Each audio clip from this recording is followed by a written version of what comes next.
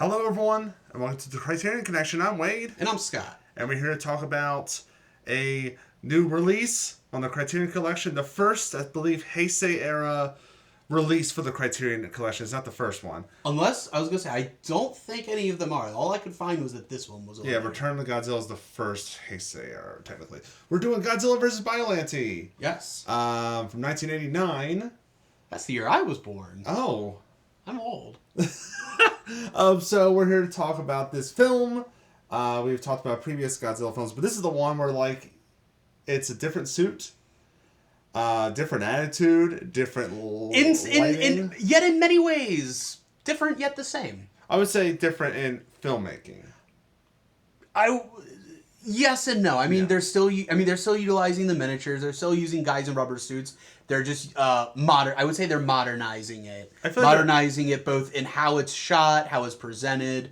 A lot more detail was clearly put into the suits, into the miniatures, and in the human story. Yes. Yes, these are the ones where I would say the Heisei era movies are probably the ones where I think more modern fans, like modern movie watchers, will probably have a little more interest in, even when those get a little ridiculous over the Showa movies. I love all of them. I don't care if it's monster as metaphor or whatever, or it's just a silly movie where Godzilla does a funny dance. Like, I don't care. I like it all. Well, I like it all except for the Roland Emmerich one and the anime trilogy.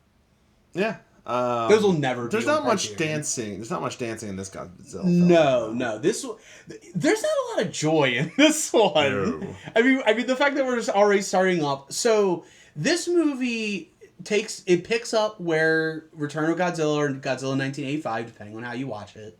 It picks up where that movie left off, and it started this trend where every movie in the Heisei trilogy, or not the trilogy, but every movie in the Heisei era was essentially the third movie of a trilogy, or at least like the fourth movie. Because some of them acknowledge the first movie, or at least the first movie was a part of it, and some don't.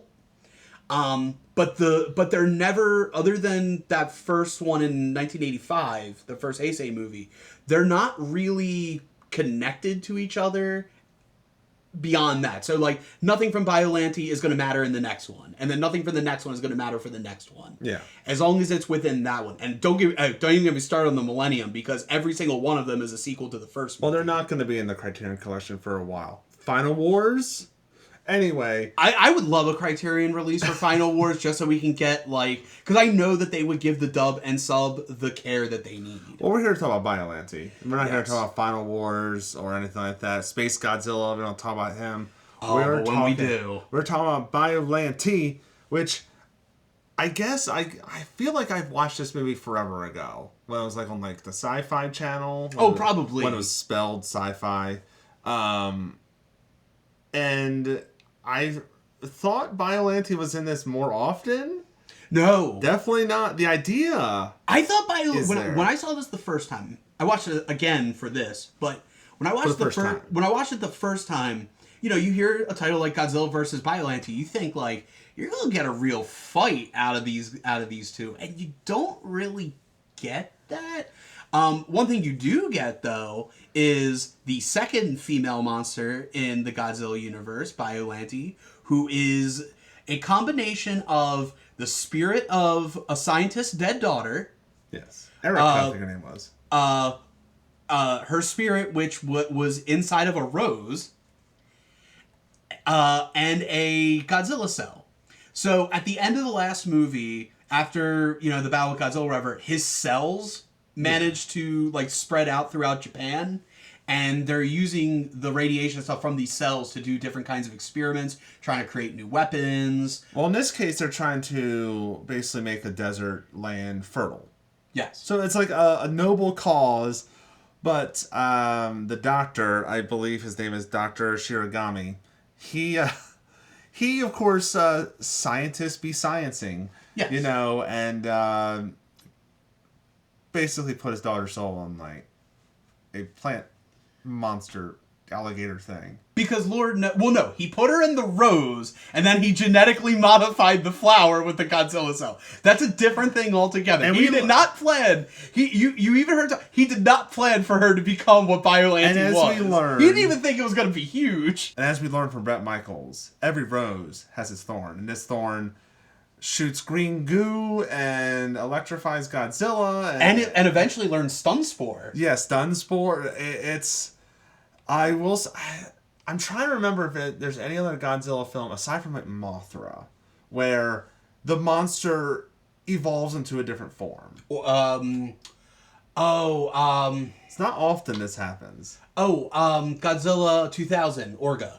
I'm talking about before. You just said Godzilla. I'm talking about at this moment in the game. I think Mothra is the only one who's also female. I think Hedra does, but don't quote me on that one. But like the Biolante evolution is awesome. The final form, the last 10 minutes. Well, I shouldn't say the last 10 minutes of the film. Around the end last of the 10 film, minutes of the last fight.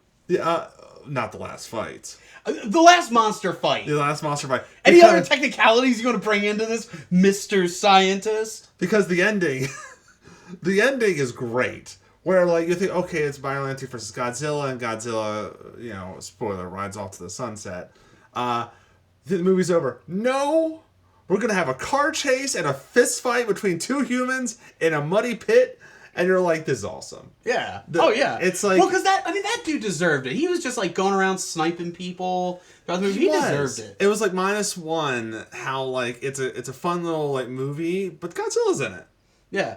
I think one of my favorite things, you mentioned it, so I just want to piggyback off it, how Godzilla, quote, rides off in the sunset. My favorite thing about it is, like, it wasn't like, I'll live to fight another day or anything like that, or I'll get you next time. It was more like, nah, you beat me, fair and square. I'm gonna go off, do my own thing. Like he was just kind of chill. Like he just like fell into the water, and then he's like, nope. I know when I've been bested. Also, shout out to the VFX artist Koichi, right here, Kawakita, who did the special. Of course, other people helped with it, but the VFX in this is great. Not just on the monsters and like the costuming. Like of course, there are guys in rubber suits, right. But like the whole thing where Biolante's like little like vines start attacking the like a SWAT team or just the when they're in the lab when they're breaking in the lab trying to get and they start shooting it and like green blood and ooze comes out and like this is what I'm talking about. This is where like this is not like the cheesiness of the Showa era, but this one's like we're definitely in the late 80s early 90s of action. To where let's just fire this action, and it did within a budget. I don't know if you know this, but did you know that I didn't know about this either? But this movie, Biolante itself, was like a contest winner. I did not know that. Basically, it was like write your own Godzilla monster or film, and this school teacher won it. That's pretty cool. With the idea of Biolante. Oh, you know what? That might even explain why. I believe her name was Asuka. That might even explain why the character is a teacher. Yeah. I have his name, Shinichiro Kobayashi. I wrote it down here so I don't butcher the name. I should mention, I did misspeak when I said there's no connective tissue between those other movies. There's one piece of connective tissue, and that is the character of Mickey. Yeah. She's a psychic in all of them. Oh yeah, she has ESP. Yeah. She's in all of them up until Godzilla vs. Destroya, which I like saying it like that. You can't stop me. Oh, but yeah, apparently it was like the concept of Biolante of contemplating the hypothetical death of his own daughter. Yeah. And I thought that was a very interesting anecdote of just like, so this was like a contest winner. Yeah. That's really cool. And has a really cool monster concept too. It's just like really It's essentially a giant plant monster. Yeah. And Godzilla doesn't have that. We've had other dinosaurs, we've had bugs. Space trash. The living embodiment of poison and pollution. Why not? A crab. Why not? See, that's what's great about Godzilla monsters, is that, like, there's nothing off limits. You can do anything you want with it. Yeah. And, I mean, especially, when you get further on and they get really out there. I did want to mention one quick thing. This is just for me. As the Super Sentai fan that I am, I did notice very small role, but as the defense minister Minoru Koyama, the actor Hirohisa Nakata, that name may not mean anything to you, even if you do watch Super Sentai, but he played one of the main villains in Bioman, which was one of my favorites of the Super Sentai, but also, fun fact, was almost the original Power Rangers. Oh. Chaim Saban, he was originally going to pitch that as the original Power Rangers, and I forget what network he went to, but they turned him down, and he kind of like sat on until Zyuranger came out, and that's how we got the one we got. But for me, that was just fun to see. I like, especially when I'm watching international movies, and I recognize someone, that makes me feel even more like I'm paying attention. Yeah. And I just wanted to mention that, because I know there's probably like 3 guys out there who are probably like, hey, glad you said that. That was the Super Sentai Minute from Scott over here. But yeah, I highly enjoy Godzilla vs. Biollante. I will say this. It's lacking in the fights, though. Yes, it's not one of the most exciting fights you'll ever see. I mean, there's really not much of a fight. It's mostly just... Essentially, it's Godzilla versus tentacles. Yeah. But there's more going on. An alligator head. There's a lot, that's one thing I think the Godzilla movies that aren't monster as metaphor, although this one's kind of like that in a way, but not as much as like the original and -1 and what have you. And I know there's a lot of people who crap on the ones that are just fun and not, But I feel like, if you're a fan of that style of Godzilla and you care more about the monster fights, this one I don't think is going to be up your alley. Like, well, at least the human story is engaging and interesting. Absolutely. I think there's something for everyone here. I'm just saying, if that's the one thing you take away from Godzilla movies, I think you might be disappointed. But hey, you might end up just watching a movie you really enjoy regardless. But it has a great opening credit scene where the credits are rolling, but just Godzilla destroying the town. Yeah. That's fun. So, Scott, would you recommend Godzilla vs. Biollante? Absolutely. Anybody who has any interest in the Godzilla movies, I think it's worth a shot. I think anybody who's getting into, dipping their toes into foreign films, I think this is a great way to go. It's kind of subject matter that still feels relatively familiar to an American audience, but it's still presented in a purely Japanese way. Like I said, I think the only people who are going to be disappointed are people who aren't really that into the ones where the fights aren't the focus. But I don't think it would be too much of a deterrent. I mean, I have friends who say this is one of their favorites, and that's the style of Godzilla that they prefer. And the story with the story with the people, if you took Godzilla out of it, I still think you get a good story out of it as well, regardless of what franchise it's in. Yeah, it has action and all that stuff. I would also recommend the film. I also have always liked the Heisei era look of Godzilla. Yes. I think the rubber suit looks great in that era.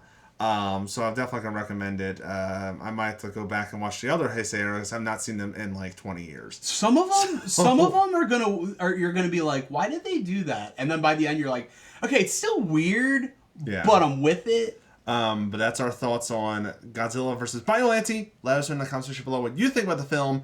What's your favorite Heisei era Godzilla film? What's a Showa era Godzilla film that we have not done yet that we should do? Leave it in the comments below. Also, don't forget, #Gamera for Criterion. Godzilla got there first. Let's give our buddy Gamera a shot. I love Gamera, especially the Heisei era Gamera. That's a trilogy you should watch. Let us know in the comment section below what you think of all that. Like, subscribe, and share. That's all I have. So until next time, I'm Wade. And I'm Scott. And we'll see you later.